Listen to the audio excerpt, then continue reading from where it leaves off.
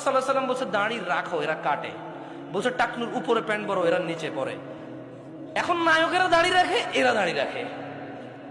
আল্লাহ তাআলা বলছে হালাল খাও, এরা সবসময় হারামের প্রতি ঝুঁকে থাকে। ইসলাম যত কিছু আদেশ করছে, মুসলমানদের বর্তমানে কাজ হয়ে গেছে সবকিছুর বিরুদ্ধাচারণ করা। ওয়াল্লাহি যদি শুকর খাওয়া হালাল হতো, কেউ শুকর খেত না, গরু খেত সবাই। যদি মদ খাওয়া হালাল হতো, এই মুসলমানরা মদের প্রতি এত আকৃষ্ট থাকতো না, সবাই পানের প্রতি থাকতো আকৃষ্ট। যদি সুদ আর ঘুষ খাওয়া হালাল হতো, তাহলে আজকের যে মুসলমান আমার চোখের সামনে আসি আমার মনে হয় এরা কেউ সুদ আর ঘুষ খেত না। ওয়াল্লাহি যদি নামাজ পড়লে পাপ হতো, তো ফজরে তুমি মসজিদে জায়গা দিতে পারতা না। গান শুনলে পাপ হয়, কনসার্টে জায়গা হয় না। গান শুনলে পাপ হয়, কনসার্টে জায়গা হয় না।